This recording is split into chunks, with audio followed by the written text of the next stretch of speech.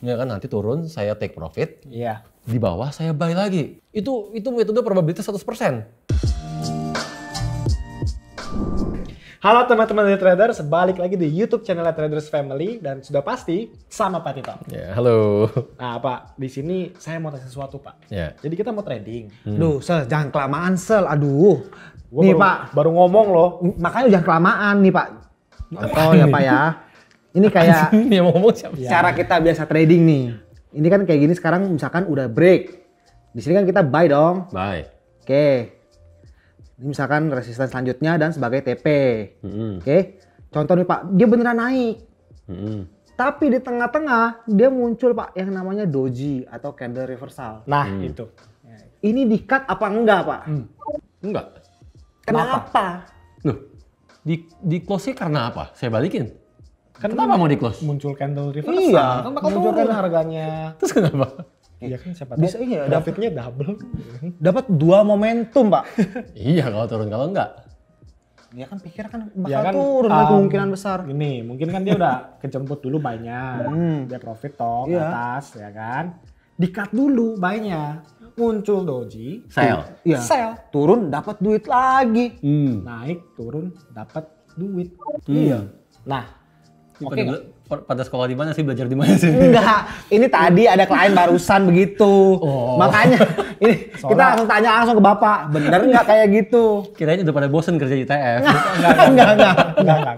Ajaran dari mana kayak begitu? Kliennya nanya.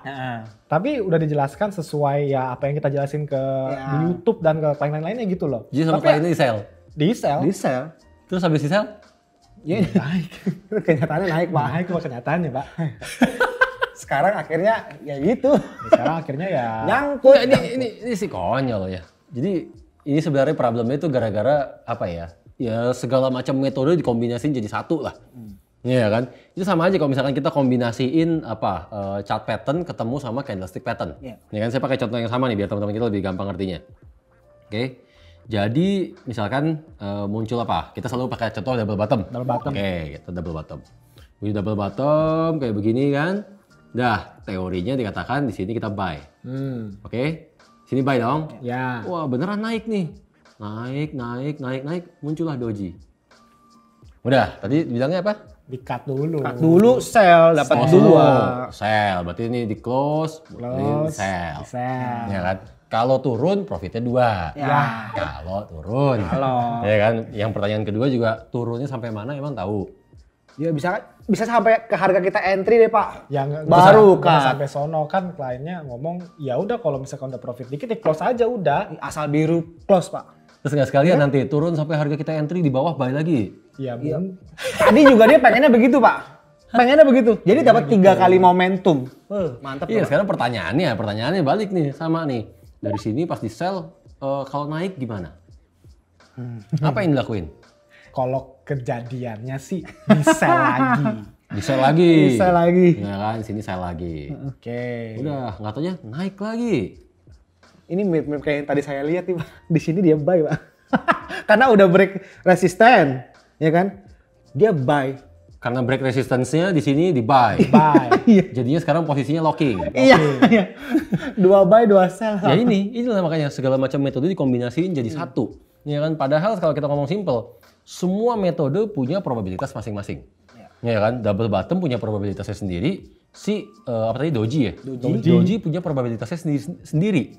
Ya kan, dan yang paling fatal adalah saat chart pattern. Ini kan double bottom chart pattern.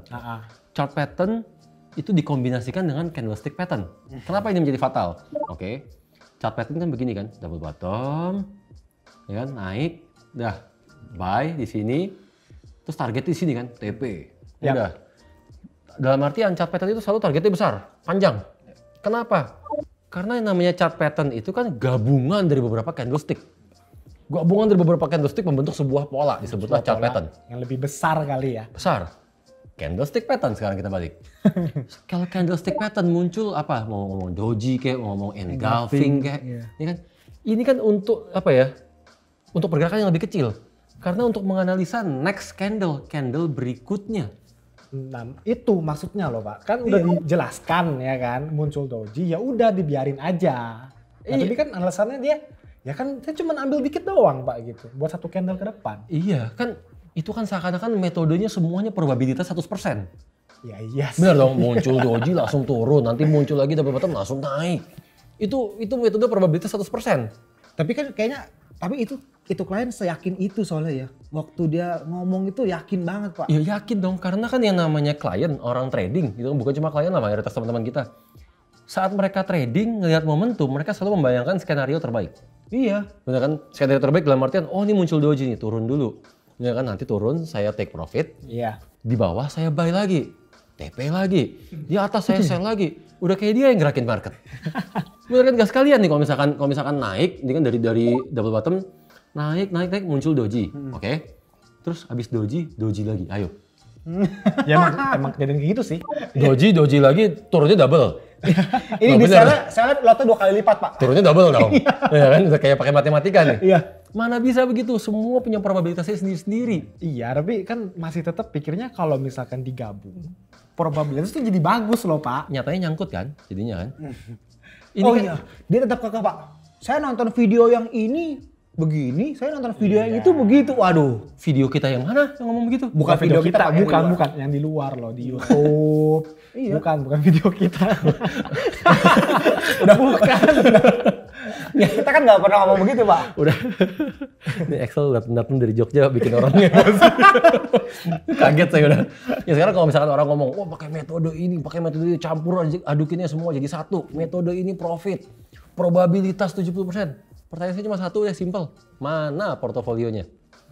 Portofolio yang benar-benar menunjukkan metode itu digunakan secara terus-menerus sampai menjadi sebuah portofolio.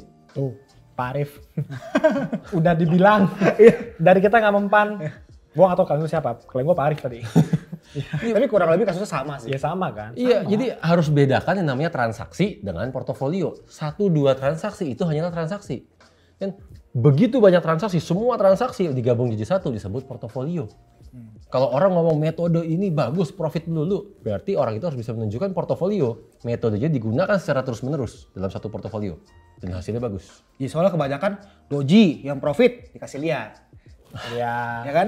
Double bottom, profit dikasih lihat. Tapi semuanya tradingannya nggak pernah Pak. Sekarang gini loh, ini dan ini sih emang banyak kejadian ya, yang udahlah orang pikir dengan menguasai banyak metode, mempelajari banyak metode, lebih banyak bisa profit, ya kan? Padahal impactnya ataupun efek sampingnya 3 nih, efek samping yang besar nih. Pertama, jadinya sering masuk posisi, Iya. ya kan? Iya. Sering masuk posisi karena dikit-dikit ngeliatnya momentum kan, double bottom, buy, doji, sell, Semua ya kan? dibener-benerin udah. Iya. Yang penting trading gitu loh. Mencet yang penting. Yang Iya. ngajarin seneng kan, mentor-mentor yang ngajarin itu seneng, transaksi terus, jalan terus, komisi. Ya. Oke. Ini efek samping yang pertama, sering banget masuk posisi. Tapi yang kedua akhirnya, suka keluar posisi sembarangan, intervensi posisi sembarangan. Oh iya, kayak tadi ini ya. Akhirnya profitnya nggak maksimal, hasilnya nggak maksimal. Ternyata naik lagi, misalkan kayak tadi nih, double bottomnya udah di close, naik lagi. Aduh, coba nggak di close. Saya harusnya profit berapa ratus pips. Iya. Ngomong gitu telat kan, belakangan. Kan? Itu baru yang kedua. Yang ketiga ini yang paling fatal, yang paling parah. Yang mengakibatkan orang akhirnya margin call. Kenapa bisa margin call? Simple kalau ini. Metodenya banyak banget ceritanya kan. Metodenya banyak banget. Saya tahu. Muncul double bottom. Dah, muncul double bottom, buy. Bye. Dah, boleh dong. Naik nih double bottomnya. Begitu naik. Sorry. Iya naik tadi kan. Ya. Terus muncul doji di sini kan. Iya. Ah, muncul doji, sell. Ya kan, yang buy-nya di close. Ya, Selesai. dulu. Nggak taunya naik lagi nih. Kan dari doji sell. Nggak taunya malah naik. Kan sekarang bingung mau ngapain. Oh, nggak taunya ceritanya. Ini tadi double bottom, di atas ketemu double top di sini kan ceritanya nih. Ditarik. Padahal double topnya jauh. Double top, wah double top nggak ketemu sama yang deket, jadi double top yang jauh. Kan sell lagi dong. Wah ini double top nih, karena sell lagi karena double top. Nggak taunya naik lagi. Begitu naik lagi, dicari lagi pasti metode lain nih. Indikatornya ini Iya, bilang indikator. sell. Ya misalkan biasa begitu. stokastik. Iya. Udah mentok ke atas. Stokastiknya atau RSI-nya udah mentok nih di atas nih. Ini dia nih, saatnya sell nih. Baru kali ini turun nih. Nah, Iya kan, udah averaging 3 kali nih sekarang. Iya kan, averaging 2 kali. Nggak taunya naik lagi. Naik lagi, mau pakai indikator apa lagi? Cari. ini ilmu masa Pak. Apa masa? Masa iya nggak turun? Masa iya nggak turun? Saya lagi. Ya kan? Nggak taunya naik lagi. Cari apa lagi? Mungkin cari berita. Ada nggak nih berita yang menguatkan teori bahwa saya masih boleh nahan selnya? Berita masih mending, Pak. Cari gap. Ah, bisa aja. Udah habis Bisa berita, aja. habis berita, ternyata muncul lagi berikutnya gap. Wah, begitu ada gap, ini dia nih. Biasanya pencet turun lagi. nih. Kata sang mentor kalau ada gap turun, ya kan? Iya. Di sell lagi di sini. Waduh, berapa posisi tuh? Nah ini kan dikombinasiin sembarangan, ya kan? Intinya kan orang tuh nggak bisa menerima kenyataan saat ini loss. Iya. Ini kan maunya tuh posisi ditahanin terus. Saat posisi ditahanin terus, nyari-nyari pembenaran dengan menggunakan metode-metode yang lain. Iya kan? Metode-metode, setiap metode itu punya probabilitasnya sendiri-sendiri. Setiap metode punya karakter ataupun target yang berbeda-beda. Targetnya sendiri-sendiri. Iya. Ke floatingnya ratusan pips atau mungkin nanti udah ribuan pips. Terus nyari pembenarannya misalkan pakai time frame kecil. Pakai H1. Tapi beneran ada loh. Banyak. Beneran. Iya kan? Atau ya tadi pakai gapnya cuma 50 pips. Untuk nutupin floating loss ratusan pips.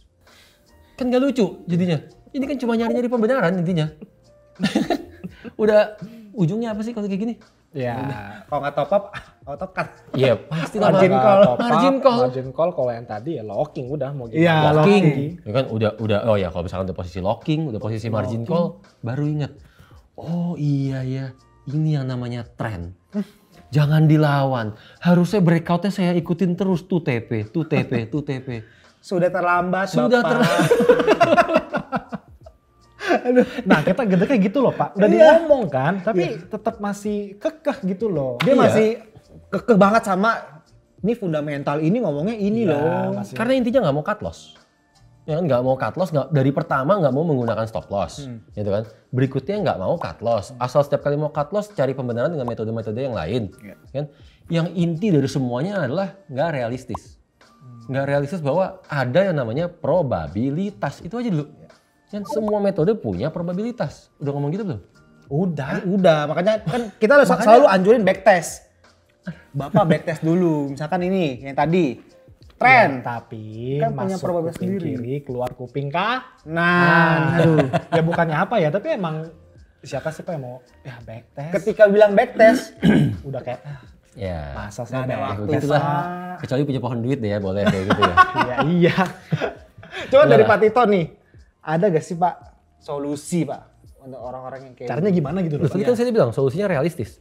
Realistis akan probabilitas. Itu satu. Ya kan kalau nggak percaya namanya probabilitas itu ada dan probabilitasnya yang membuat kita jadinya konsisten, yang membuat kita realistis. Silakan buka di aplikasi Traders Family. Atau bahkan lihat dari website Traders Family. Lihat di dalam website channel-channel yang ada di website kita. Itu ada portofolio jelas tuh. Iya. Ya kan, lihatlah level tertinggi, lihatlah yang nomor 1 kalau perlu. Itu master dengan perolehan pips udah entah berapa banyak, saya udah nggak inget juga. Itu pipsnya banyak banget. Probabilitasnya berapa sih? 53%, 54%. Tapi justru bisa membukukan segitu. dan pastinya konsisten ya Pak ya. Dan jadinya konsisten. Dan ada datanya. Iya. Ada Portofolionya. Itu yang paling Konkret. penting. Gitu loh. Karena kan kalau kita lihat di website atau di aplikasi itu jelas gitu loh konsekutifnya berapa. Nah, Iya kan? nah ini. Semuanya lengkap. Inilah yang kebanyakan juga orang tuh ngajarin metode, ngomong, wah ini saya udah ketemu cara baru, metode baru. Iya kan, profit melulu. Aduh. Profit melulu. Iya, iya, bener kan? Terus sekarang gini, kalau orang ngomong ini bahwa ini adalah sebuah metode, benar-benar sebuah metode, dan yang mengatakan ini benar-benar seorang mentor, dia nggak akan hanya ngomong probabilitas. Oh iya, karena itu satu kesatuan ya Pak ya. Iya dong? Nggak boleh orang ngomong cuma metode probabilitas 70%. Tar dulu, risk reward rasionya berapa? Iya kan? Consecutive loss-nya berapa? Holding Bener dong? periodnya berapa? Holding Berapa lama? periodnya berapa? Sekarang kalau probabilitas 70%, tapi risk reward rasionya 5:1. SL 5, TP-nya 1. Iya. Sama aja bohong. Boncos juga Pak. Tapi kebanyakan dengar 70% aja itu udah menggiurkan loh. Iya, betul. Kayak Banyak banget mungkin orang belum yang tahu Iya, atau mayoritas orang soalnya nggak ngerti, cuma diiming-iminginnya soal probabilitas ataupun win rate. Nyebutnya kan win rate juga Iya, kebanyakan kan. iya. Dari sejak zamannya binary itu, akhirnya orang terbiasa dengan kata-kata win rate. Taunya, wah soal win rate-nya tinggi. Ya gara-gara begituan. Realistis lah coba. Itu probabilitasnya aja lihat. Probabilitas yang 55%, 60% nggak diambil, padahal itu justru yang profitnya tinggi. Dan konsisten setiap bulan. Itu yang paling penting ya Pak ya. Iya. Dibanding yang kayak 70-80%. Tapi nggak ada apa-apa. Tapi nipu, tanpa portofolio kan gitu. Iya. Ya, sebenarnya mesti juga ya apa sih Pak, mereka kan maunya instan.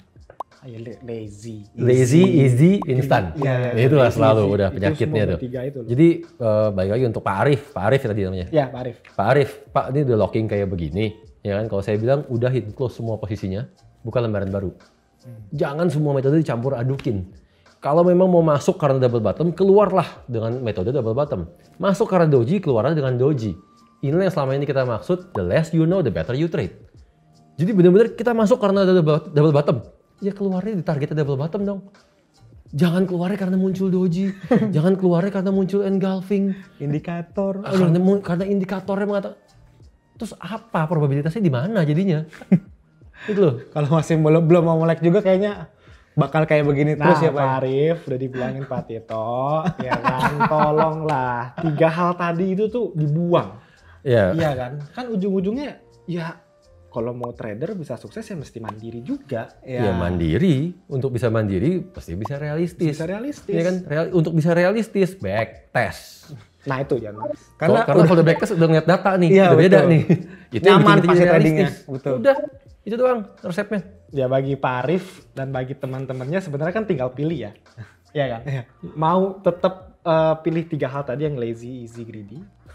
Atau ya emang mau berubah, benar-benar ngelakuin backtest atau ngelakuin apapun yang kita anjurkan. Kalau mau ngikutin yang 3 itu ya tetap akan jadi korban. Ya, tetap Ya selamanya. masih mau dengerin orang yang cuap-cuap tanpa portofolio atau mulai belajar dengan melihat portofolio yang ada di website kita. Ya. Udah, itu jelas konkret. Ya, now or never, Pak Arif dan teman-temannya. Oke? Change your life. Bye.